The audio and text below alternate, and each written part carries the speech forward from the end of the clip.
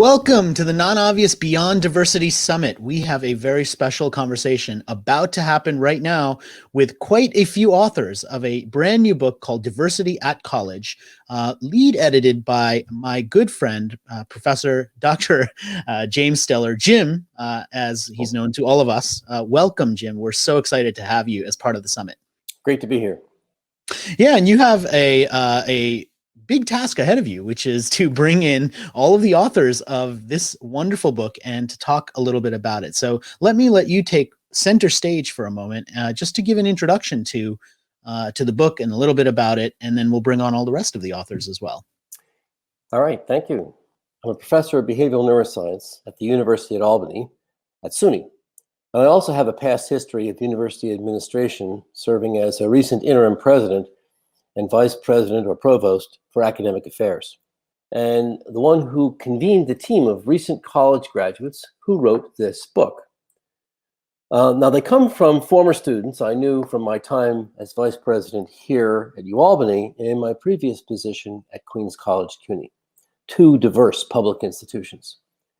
What is non-obvious about this project is that this is not my book. It's ours. We are all co-authors, and it's built around 5 authentic stories told by one co-author or another from their experiences, and then curated by all of us to a key social neuroscience principle like implicit bias. So what I'm going to do now is ask each of these co-authors, who could be with us, and not all could, to briefly first introduce themselves, and then go to the storytellers who will give us a flavor of what is in the book. And we'll do that in the order of the chapters. And then we'll open the conversation to all of us and have a, quote, book family, unquote, conversation about how our work that emerged over the last 4 years is relevant to what is happening today with important social movements happening and what higher education can do about it. So, first, let me turn to Benny Poi and ask him to introduce himself. Benny, take it away. All right. Hello, everyone. As Jim mentioned, my name is Benny Poi, and it's a real pleasure to be here today to tell our stories. A little bit about myself. I am a community activist, a community organizer, specifically in the Bronx around the issue of food insecurity. I am also a diversity and inclusion advocate, which is why we're here today. To talk about that important issue. And currently, I serve as the Northeast Program Coordinator at the Naleo Educational Fund, really fighting for the perspective of Latinos in all civic and democratic processes. So thank you so much, Jim. And I'll... Thank you, Benny. Let me go next to Crisel Martinez and have her introduce herself.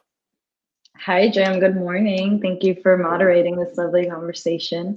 Hi, everyone. My name is Crisel Martinez. I am from Harlem, New York. I, too, was a SUNY Albany alum some moons ago, not many. I am currently a freelance creative consultant where I mix my political energy and my creative energy to blend them into creating sustainable solutions for the society we want to achieve. It's a blessing to be with you all, and I look forward to more conversations on diversity in our world. Thank you, Jim. Thank you. Chloe, would you take it away next and introduce yourself? Hi, everybody. It is also a pleasure to be with you today. It's so exciting to be here with all of the co-authors. I served as the copy editor and proofreader on this book. I am a copywriter, copy magician, and etc., former ESL teacher. And one of my most important things is equality in education, whether that be in New York, where I grew up, all over the United States, or all over the world. So I have so far taught ESL in 3 different countries. It's really, really important to me that everybody feels included and that we can all come together to foster cultural awareness and understanding and improve the world by feeling closer to each other in this way. Thank you so much. And thank you. Both Chloe and our next speaker, Agatha, are from Queens College, and I mentioned that there was a blend of students from each of these public universities. Agatha? Hi, Jim. Thanks for having me. It's great to be here. My name is Agatha. I studied psychology and neuroscience at Queens College. That's where I met and began working with Dr. Stellar, specifically researching flipped classroom and how to engage students with self-doubt. So I also wrote chapter 6 of this book where I talk about all those concepts. And yeah, it's so great to be here and talk to you all about that. Thank you. Now let's go to Mark, and this takes us back to the University at Albany. Mark. Thank you, Dr. Stellar. Hello, everyone. I want to thank Rohit as well, and Brandy and Chloe and everybody who helped to make this project a success, as well as, of course, all the co-authors. My name is Mark Cohen. I'm the Chief of Staff at the Greater Rochester Chamber of Commerce. I first met Dr. Stellar at the University at Albany. When he was President Stellar, I was a trustee for the State University of New York, representing the 1.4 million students of our system, and worked with everybody on this call in that spirit. And very much was intrigued by this project at first. I appreciated President Stellar's engagement of me and all of the learning that the co-authors helped me to do, and I look forward to this conversation. Thank you, Mark. And last but not least is Brandy. Brandy, please introduce yourself. Hi, everybody. My name is Brandy Egan, and I have a background just like Jim in behavioral neuroscience. So after I got my doctorate in Albany at Albany Medical College, I met Jim, and we started talking about how our behavior of our rats could translate to the behavior of the humans. We took our knowledge of neuroscience and it blossomed into this book. So well as we both were working behind the scenes along with Chloe, I'd really like to highlight the stories of our co-authors because that's what really brought our neuroscience background that might not be that interesting to everybody to life. I'm currently an assistant professor at Siena College, and I work in the Office of Diversity Inclusion at Albany Medical College still, studying barriers to success faced by underrepresented medical students and diversity and inclusion in general, and how we can change the processes and practices in healthcare to make the system more inclusive. Thank you, Brandy. So now we're going to enter the part of the presentation where the storytellers tell their stories. And as you've heard from the people who've introduced themselves, this is what really gives the book its unusual, non-obvious authenticity. I'm going to go in the order in which the chapters are presented in the book, and that brings us to Benny Poi. And Benny, if you don't mind telling us the story about that is the guts of chapter 2. All right, great. Thank you so much, Jim. And thank you so much to my amazing co-authors. I'm very excited to hear your representation of your story. So my story has its inception right in the Bronx, right in my hometown, where, you know, I was a kid from the Bronx. I'm still a kid from the Bronx. And I was a high school kid from the Bronx, looking to my left and looking to my right and noticing that my high school cohort had very little to none collegiate aspirations for various reasons, whether they felt that it wasn't something that they were capable of, or that they didn't deserve, or that they just didn't know about for a lack of resources. So I was looking and shopping for the university of my choice, and I came upon the University at Albany. I was very lucky to be introduced to some really great people who taught me about an amazing program called the Educational Opportunities Program, which quickly became my home away from home. It became the Bronx, but in Albany. So I quickly became really engaged, not only in my EOP family, as we like to call it, as we went through what we like to call our 5-week intensive summer program, where we not only learn about each other, but we learn about the institution prior to matriculating into the first semester of college as a freshman. So it's really an opportunity, not one to build a network in a space that you don't know, but to build a family of folks that are supportive of your aspirations. So I quickly also became involved in student government, and Mark will tell you about our experiences in student government. Chriselle will also tell you about our wonderful experiences in student government. And I ran a really tough campaign for senator on Dutch Quad at UAlbany. And one of the issues that became evident to me, not only as a philosophy major at the University at Albany, but as a student advocate and representative, is and was the lack of diversity. Not in our student body, which is tremendously diverse at UAlbany, but the diversity of our professors. It was not reflective of the beautiful diversity of our students. And me, myself, I often was the only Latino in the room in my philosophy courses. And as I continued in my major, I noticed that became less and less frequent. In fact, in my department, there were no Latino professors. There were no Black professors. And when we think about the field of philosophy, we think about it as one of the more inclusive fields that we could think about in terms of ideologies, but that just didn't translate in the representation of different cultures and ethnicities and races. So we often think, as my chapter is titled, "Philosophy: A Field of white men with white hair and white beards." Definitely not representative of what I look like or my experiences. A little bit more representative of what Jim looks like and his experiences. So I quickly took to trying to figure out and organize myself, the students that I represented, to organize a conversation first and foremost on the issue of diversity within our university. And some of the things that we saw was the obvious lack of diversity, but also even the numbers of professors that we considered diverse were often not what I like to call homegrown diversity, right? They were often professors from other countries. So they weren't professors that were, born and bred within the United States or even New York. But those are also very valuable experiences when we think about diversity.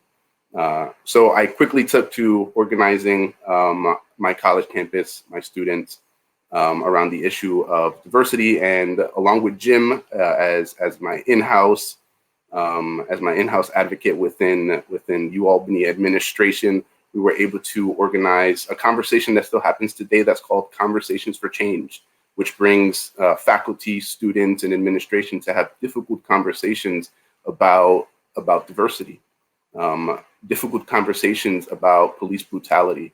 And it has taken many shapes and many forms, but ultimately to talk about the issue of representation. So we organized that conversation and it was very fruitful. We all recognized that there is a lack of diversity, right? That was, for lack of a better word, a non-issue to debate. What we got caught up in was the politics behind making it happen. And what I found most important and the takeaway that I had from that is that if you don't have these conversations, you can't address the issue, right? We cannot work on solving the issue until we come to an accord when it comes to diversity at college. And some of the things that we noticed and some of the remedies that, I would like to suggest here is that when seeking diversity, you have to be intentional.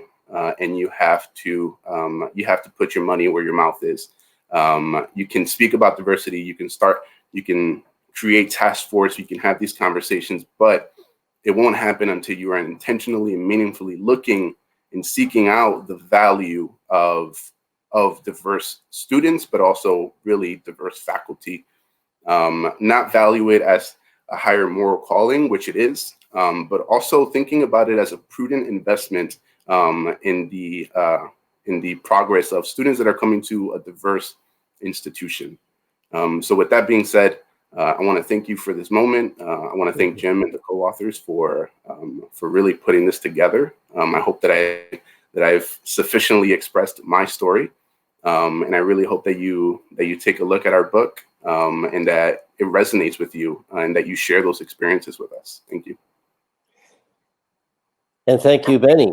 The book, which is on screen or was on screen just a second ago, also contains some social psychology, neuroscience, political science sort of thinking, and wraps around the concept of implicit bias, which is something that a student experiences every day, and so does everybody.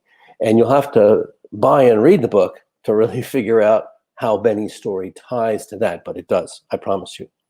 Now, I'd like to go to chapter 4, which is Chriselle's story, and I'm going to let her introduce it and herself now, and thank you, Chriselle, for this and for your many contributions along the way. Thank you, Jim. It's truly a blessing. I'd like to start my story with remembering the time I met Jim, the first time I met Jim, and literally how it ties all of this together. Mark Cohen and I were running for student president and vice president at UAlbany, where we all attended for undergraduate studies. And I was giving a speech actually to EOP, Education Opportunity Program that Benny had mentioned earlier, that granted me the opportunity to be able to attend a higher education institution. So I'm giving this speech in front of 300 plus students. It was normal to me. These are individuals that I have called family because EOP creates a home setting away from home, Bronx in Albany, as Benny has called it. And I'm giving this speech trying to persuade these students to vote for Mark and I and the reasons why our issues are important to the students. And at the end of the speech, this really tall white guy comes up to me and literally says how mesmerized he was at my efforts. And for me, I brushed it off. I was like, no, like this is something I do so regularly. And he really took an interest in what I had to say and how I had to say it. And from there, we've developed this family ship where we are now. And it literally, what it reminds me of is the power of telling your story, and that people are listening, and everyone, and even anyone, is listening to the specific words you use and how you share your truths. And so in that moment, there's something that I had said that literally struck Jim in the heart and opened him up to wanting to speak with me.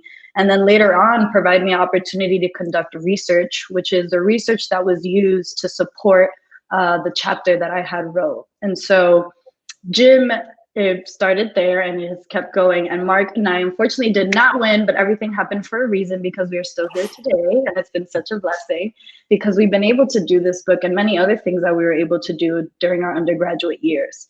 So my chapter and my story really talks about on the experiences that I had as a child of a single mother and having 2 other sisters and a brother. And so I was one of 4. And I was raised in Harlem, New York. For those who are not familiar with New York City, Harlem is one of the most diverse, the Black Mecca, I would say, in New York City. It is vibrant, it is artistic, and it is also home to a lot of low socioeconomic struggles, hood struggles, as I would say. And for me, that was my cradle. It's a space that raised me and created the person I am today. I honestly think that Harlem unveiled a lot of truths for me at a young age that a lot of people, even to this day now, still aren't aware. And that's the beauty of being from, a community that is known to be of poverty ranking. There's so much struggle within it, but still so much beauty and so many community like-minded individuals that come from it. And so that created a really stellar foundation for me to be able to be the woman that I am today and really try to advocate for the people who I feel are often most marginalized in certain conversations. I not only had the privilege of being from a space like Harlem and being able to be raised by someone like my mother, who was just a matriarch in our community, and also being supported by sisters and a brother, I was also uplifted by a community who wanted to see me progress and wanted to see me do better. And it was beyond my mom's input and her tirelessly working. I will say my mom she worked in the Department of Education and then would spend her evenings at school taking college courses to be able to make more money. I was privileged enough to have a private school education, and that supported me in being able to find the power in education. And then from there, after high school, I was privileged enough again to be able to get into a higher education institution. EOP, the Education Opportunity, granted me that relief. Honestly, I don't think I would be the woman I am today doing the things that I'm doing now if it weren't for what EOP had provided me. And so for any New York State bound individual who is looking for a program that may support, especially their financial lacks, EOP is definitely the program for you. So my freshman year, and this is where, you know, my chapter also talks about, is the ways in which the Education Opportunity Program provides an intensive summer experience for incoming freshmen to introduce them to the college environment. For a lot of us in that program, we did not have parents that went to college. It was a taboo for us. All we really knew were what movies really provided us, and we've all watched a lot of what media shares when it comes to college. It's not a holistic view of what the experience really provides. Nonetheless, EOP was able, in a matter of 5 weeks, and through really, you know, discipline, was able to provide us with an experience that would serve us for the rest of not only our 4 years, but for the rest of our lives, honestly. And in this intensive summer experience, I was able to shift and rewire my brain to really consider the possibilities, the endless possibilities that UAlbany had provided me. And so at the end of my 5-year summer intensive, I definitely was speaking to counselors and being like, what can I do and how can I do it? You know, I want to be involved. I want to be in certain spaces.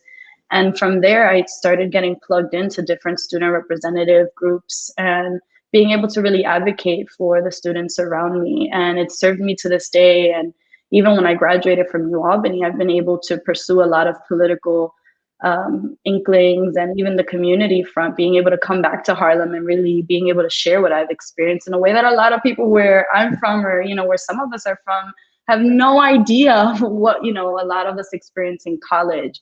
And honestly, it's not that they're not interested in it, it's just something outside of their peripheral. And so there is a really big power in being able to advocate our stories and advocate our truths, because there are people, again, that are listening and care and want to know more. And so for those who are listening, you know, I really hope that what you're able to take out from this is that there's people that care and people that really want to support you and share your truths. And so if you have the time, the energy, the financial means, you should really look out for our book and really being able to just listen and read, and then being able to take notes and write your own story, because this is what it's all about. It's a journey to really being able to share your truths. And there's so many of them. We're 5+ in here, and, you know, we're still being able to come together, and even in our differences, still find a commonality. So thank you, anyone, for listening, and for Jim to bringing us together. This was a good project. Well, thank you, Chriselle. I just want to take a moment and point out that one of the themes in the book, which is coming through in these two stories, is that there's a lot going on below the surface intellectually, what neuroscientists would call unconscious decision making. And it comes out in things like seeing yourself in front of the classroom, which is what Benny talked about, or having a family that can support you in ways that you might not even know. You really maybe don't know what you don't know, and you learn it through interactions with people. And the authenticity of the story is our attempt in this book to bring that forward. And with that, I want to turn to Mark. Now, Mark wrote a chapter about in-group, out-group dynamics. And let Mark explain what exactly that means. Well, thank you, Dr. Steller, and again to all of my co-authors, thank you. And I'm probably going to thank you a bunch more in my my few minutes here because of how much you all taught me. I guess the story starts when I was an undergrad at UAlbany, and as Chriselle said, I was involved in student government and engaged quite a bit with trying to represent the student population. Chriselle and Benny and others were a huge part of that effort. Then provost, and then later interim president, and now professor Jim Steller asked me to take part in writing a book about diversity at college. And I sort of raised my eyebrows and I said, well, I'm a straight, white, cis male. I'm pretty aware of my privilege. And I questioned whether I was the best person to co-author this particular project.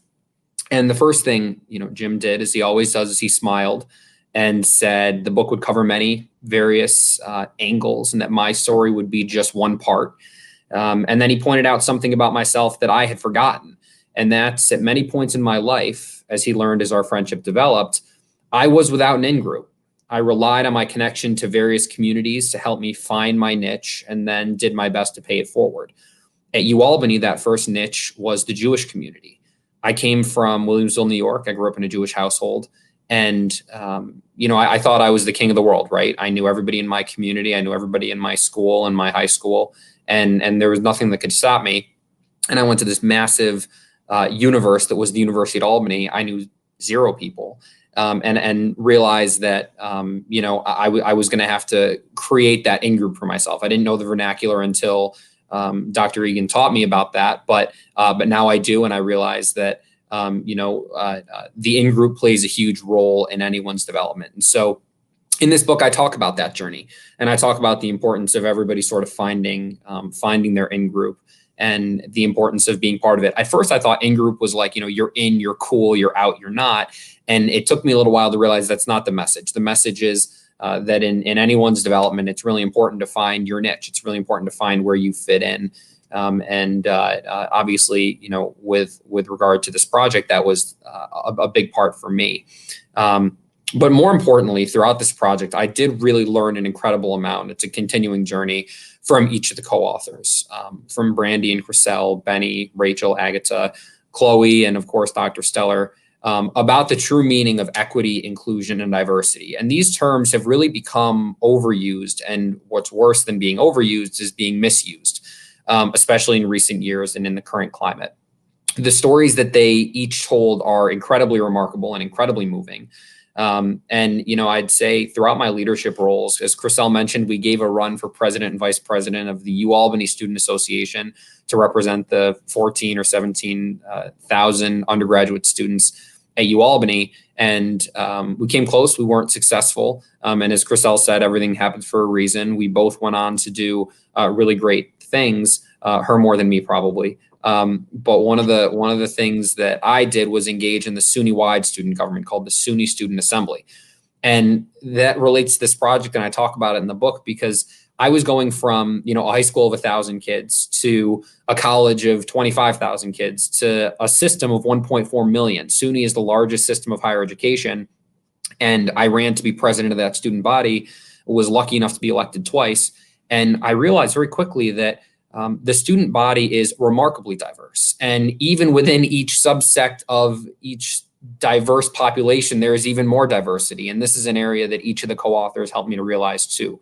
And so one of the things, and I talk about it a little bit, but one of the things I try to do, and I try to do now in my current role, is, again, recognize my privilege, recognize where I'm coming from, but empower others, and actively be an anti-racist, actively be an anti-sexist and anti-ageist, and not just be a sort of a bystander, but be active and participate. Knowing when to talk is important, and knowing when to stop talking and listen is important. And in my role as a student leader, and in my role now as chief of staff at the Rochester Chamber, I try and employ a lot of the tools that that I learned. And this project really epitomizes that. It talks about various experiences and sort of various things that folks learn throughout their journey. And the journey's not it's not predestined, right? You're not going to read this book and then have a full understanding of exactly how to be an equitable and inclusive person. That's not what it's about. It's about keeping an open mind. And I think that, I was incredibly grateful. I am incredibly grateful to have taken part in this project. I hope the stories within the book can do for others what it did for me. And what it did was enlighten, stimulate, and inspire. I want to, again, thank everybody who played a role in this. I look forward to this continuing conversation. But if there's one thing to glean from it all, it's don't be afraid to roll up your sleeves and get involved. Don't be afraid to tell your story. I think Benny said that so well. Share your story. Your story matters. And recognize that diversity can take various shapes and sizes, and keeping an open mind is the most important thing you can do. So, thank you, Mark. We like to take a little time to tell our stories because you have to hear them in full enough detail to be authentic. But if you remember how Mark ended, he ended by talking about confidence, and the confidence comes from the EOP family. It comes from seeing someone in the front of the classroom who looks a bit like you. It comes from a lot of different sources. But this last co-author, Agatha, tells a very interesting story, and one that I think we need to hear in the context of all the others, and that is of what it's like to come to this country and maybe struggle with some confidence because you have a bit of a language issue. So her chapter is called The Fear of Starting Over. And Agatha, would you take it away and tell your story, please? Agatha, you're muted. I would be happy to. Thank you. I came from a small town in Poland, and for me, it all started when I took my first psychology course in high school. It was an advanced placement class, and I just fell in love. I wanted to know more, hence why I chose psychology and neuroscience as my major in college. And this is where I met Jim, and we began talking about, classroom and teaching. And I told him my story, how when I came to this country, being placed in an ESL class, which is an English as a second language class, was kind of looked down because you were kind of seen as this weirdo that doesn't really speak the language, and no one really wanted to be your friend. So I kind of felt like that was a little, mean and whatnot, but I didn't let that stop me. I pushed through it. I pursued what I really was interested in, and this is where my chapter kind of came from and developed. But yeah, I've talked about stereotype threat, which is what I just mentioned, how I was just looked at like this weirdo, the stupid, because I didn't really speak the language. But if I could say one thing that I have learned is to never give up, is to kind of push through, go with your gut, and, pursue your dream, and everything will turn out the way you want. I am just so grateful to have written this chapter and have other people just like me relate to it and believe in themselves and gain that confidence to kind of be here and do what they really want to do, and not let the barrier stop them and kind of bring their confidence down because of the language barrier. Well, that's great. So those are 5 of the stories in this book. And I'm showing you the book from the edge because I want you to see that it's manageable. We deliberately a little book, powerful and little, because it tells these stories. And there are many more stories we could tell. There's one person who wasn't here. But in the remaining time that we have, I'd like to take us to considering the larger social issues that are associated with the book. And I'd like to first go to Chloe. Chloe functioned as an editor, as an organizer, along with Brandy, along with me, and helped draft the opening and closing chapters, which is sort of sometimes we refer to that as the bread, which is accompanies the meat that is the stories themselves in this diversity sandwich, if I could be referring to it that way. So Chloe, I want to ask you a specific question. And that is, given your role helping to pull it all together, I wondered if you would talk a little bit about what you see as the connectivity between our book and the current social movements today, particularly Black Lives Matter, but also other ones that have cropped up over the time we've been working together, like the Me Too movement. So could you please discuss that? So thank you, Jim, for the question. I want to acknowledge something really incredible that Mark said in his talk about his chapter, which was that he was really open and straightforward about the privilege that we have as white people to disengage from the larger conversation about diversity, inclusion, intersectionality, and all of the things that come along with it. And I think that in 2020, the racial reckoning in the US came front and center in a really big way. And not only through Black Lives Matter, but also through things like experiencing global pandemic and witnessing a lot of virulent anti-Asian rhetoric and things like this. There are so many things that we're coming to terms with as a society, and it feels like it can't come fast enough. But I think that the fact that there are so many different things to tackle, only one of them being education, can feel like a lot, but we have to start with acknowledging our part in it.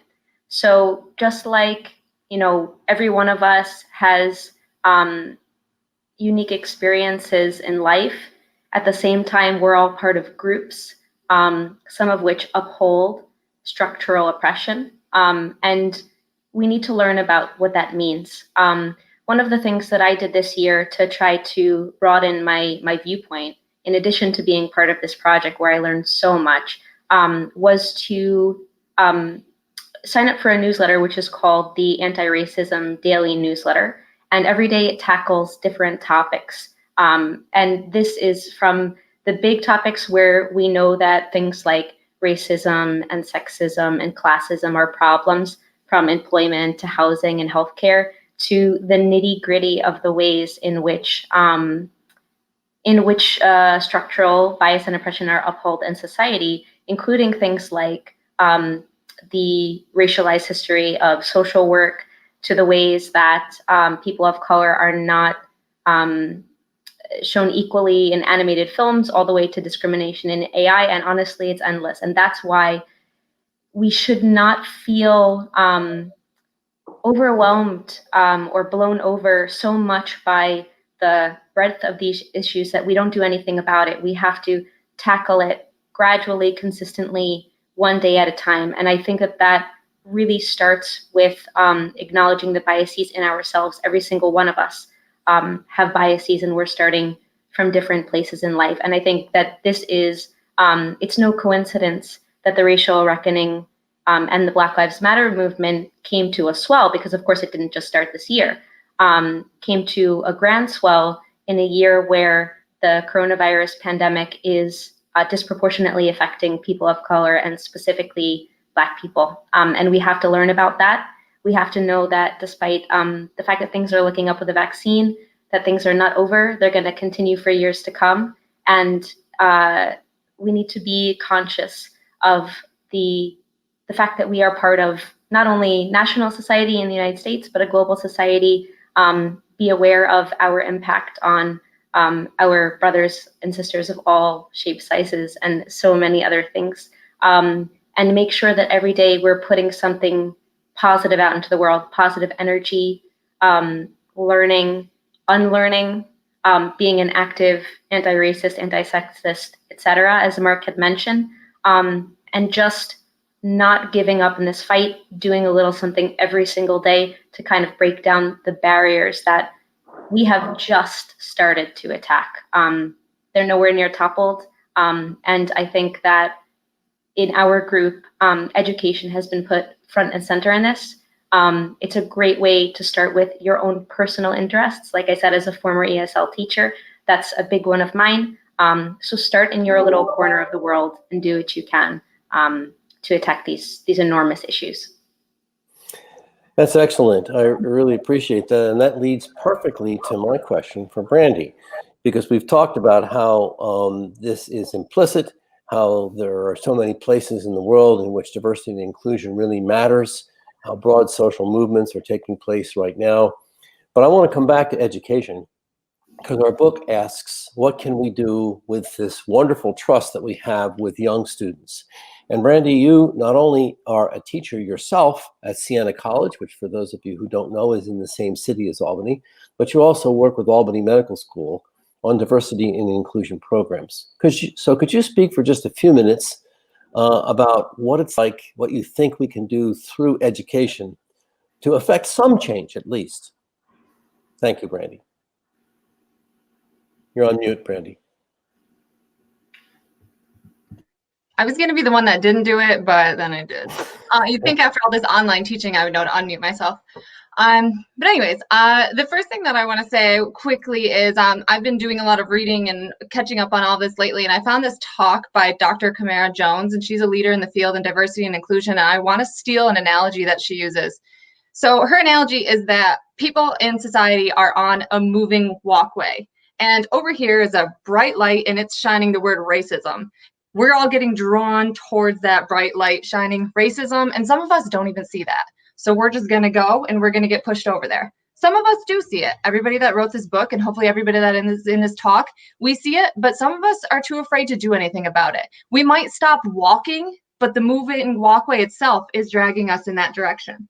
Some of us also have the thought that, hey, I don't want to go over there. That sucks. That's ridiculous. And they start walking the other direction. But then they bump into people, the people that don't have their eyes open, the people that choose not to say anything. And then sometimes they're getting pushed in that direction, even though they're actively walking against racism. And I think that's one thing we need to keep in mind, because that's where we are. We're getting pushed in that direction unless we choose to actively turn around, move the opposite direction, and stop people along the way. That's, I think, our job as members of society, to educate others. And then this is where it ties back into the school. We need to spread that. We need to spread our beliefs, spread our ideas, and spread our support against this, so we can get enough people to turn around, to walk away, and then to change the system itself. And with that being said, it's hard. It's hard in academia. It's hard in the undergraduate level. It's hard in the graduate school level. But we are doing small things to change. I've met some amazing people along the way that have made diversity and inclusion programs. I just did an excellent orientation about using the restorative justice practices to address the social determinants of health in the Albany community. We've got different types of recruiting, different types of seeking out faculty hires. We've got so many different discussions happening. But again, it has to do with the action. And as long as we're all intentional in what we're doing, and we're working and we're spreading this knowledge and we're getting people to listen to us, then I think we can actually have change happen. So while I'm sad to say change is slow, and if we're walking against racism, there's a 0% chance we get even 10% of the people to walk with us. But if we could get 2% of the people to walk with us, or 1% of the people to walk with us, then maybe, just maybe, we'll be able to get to the beginning of that moving walkway and do something to stop it, hit that button, and make some change. That's a terrific analogy. And I think for me as an optimist, which is an essential characteristic of my personality, there's no better place to apply that than to the college years, because now the students are, in some cases like UAlbany, away from home, or at Queens College, they might be living at home, but they're in an environment of other students. And it's a chance to really reconnoiter and see that walkway and do something about it.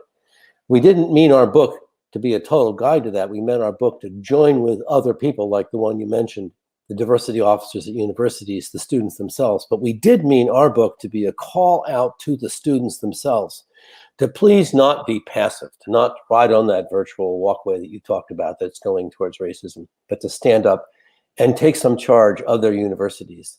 And the university administration and the faculty and the teaching presumably will follow and help.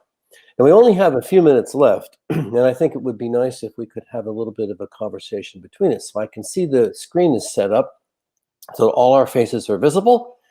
And let's make a few closing points in the next couple of minutes before we run out of time. Let me go back to you, Benny, since you started it. You want to ask any one of us a question? You got a point you want to ask Chriselle or Brandy or Chloe or Mark or Agatha about? I guess the only question I would have, and it could be anybody in the group, and I wanna first ask you to answer the question, Jim. You said something in the past about form and structure, and really at the core of our book, there is a form of inclusivity. Our message, the morals that push our experiences, are all towards diversity and inclusion. Can we talk a little bit about our experiences in writing the book? Why we are all co-authors? Why this is a joint venture rather than Jim kind of showcasing our experiences, and or instead of us being just pieces in Jim's like tail, why is it that we are all empowered by our own story? I think that's great. Let's do it. I'm not going to say much because you called on the others to say something. Yourself. Benny, I'll start because I think it's a great question. And you play a big role in my answer. I think that, again, as Chloe said, I do my best at least to call out my privilege and to recognize my privilege. And I think that at times my doing that has caused me to be silent, right? Well, I can't get involved in the conversation. I'm not a person of color. I'm not a woman. I don't have disabilities. I don't fall within any of those categories, right? So I shouldn't speak on those issues.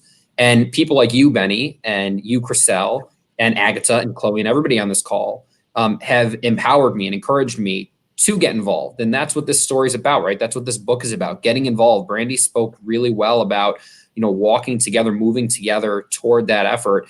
Don't be afraid to be wrong. If your heart is in the right place and your words and your mind is in the right place, sure, there are going to be some people who call you out, who say that you've offended them, who say you've done something wrong. And if that's the case, you should apologize, try and recognize that you've done something wrong and move on. If they keep harping on it, that's fine. But recognize that for the most part, people want you to learn. They want to help you learn. They want to help you on the journey. I am just starting on this journey, but I'm proud of myself for being on the journey to begin with. I'm just barely starting, the movement, but the folks on this chat and the co-authors of this book have played a big role in that. So for me, that's my motivation is, look, I could be silent. I could let what's happening happen. But why? That's ridiculous. And then I'm part of the problem. And frankly, you know what? I'm just as bad, if not worse, than the folks who are promoting the bigoted, hateful speech and action. So for me, my involvement is so that I'm playing my part. I absolutely agree with what Mark said. And I also want to add that we just wanted to make it personal. We wanted to feel like we are telling you our story so that maybe you can kind of, read it and say, hey, I went through that. Oh, so it does get better. And then also the Black Lives Matter movement really opened a lot of people's eyes. And I think that's so important. And I was so happy to see on social media and, all of that people actually got involved and that people spoke out about it and continue to speak up about it because it's such an important topic. And I feel like this book could help some people realize how important this topic is, how important diversity is, that we are all different and we're all unique. And it's so great to see that. So I'm getting the signal that we should wrap up. Chloe, you wanted to say something briefly, and then we'll do a wrap because this conversation is great and it could go on forever. I am glad we told our story. So, Chloe. I wanted to directly address Benny's question when it comes to why are we a team of co-authors, and not just, part of the book in another way. I think that the main reason, one of the main things that we try to promote in the book is that we don't want to put the focus on diversity and inclusion just for the sake of it. We don't want it to be empty words. What we want is to show that we are stronger together and actually making sure that everybody has a place in our society, that everybody is represented, that we are improving consistently. We can actually have a more equitable world, a more productive world, a better workforce, better ideas. There are so many things that we do better together. And I think that this is one of the sort of biggest, most important takeaways that, don't do it for the sake of being part of the conversation. Do it because it enriches your lives, and slowly building from your little corner of the world, it enriches many different sections of society. Thank you. The book is a mission, as we just discussed, as you heard everybody talk about it. But actually the front cover isn't the most important part. The most important part that they stressed is the back cover. You can see our faces together. That represents models the family, which is the way we think, as Chriselle labeled us a book family. We accomplish this impossible task of walking against that moving walkway that Brandy pointed out. And this is going to be a battle, because we are built fundamentally from a brain perspective, frankly, to have a lot of implicit, unconscious decisions that we make. Some of them are okay, like deciding the sidewalk is not something I have to pay attention to because it's solid and dry and I can walk on it and talk to you. And some of them are not, like deciding that if a Black name is at the top of a resume, I don't feel comfortable giving that person a call back. That's a study. It's in the book. So we could have a whole other conversation, which we didn't want to do this time. We could do it again later, about these underlying social neuroscience principles. But to know your enemy, if your enemy is the unconscious decision making, and it isn't, but to know it is to be armed against it. And the way that you continue to fight, to be armed, to do good in the world, is through teamwork. And that's what we're calling out in this book. Undergraduates everywhere, find your peers, read the book, see what we did, and you do it yourself in your personal life through this golden opportunity you have in higher education, and bring out the best in us, the best in our brains, the part of us that wants to do good, that wants to help people, that wants to be an anti-racist, that wants to be inclusive. It is sorely needed. And you young kids, you're the ones that change the world. So now it's time to do it again.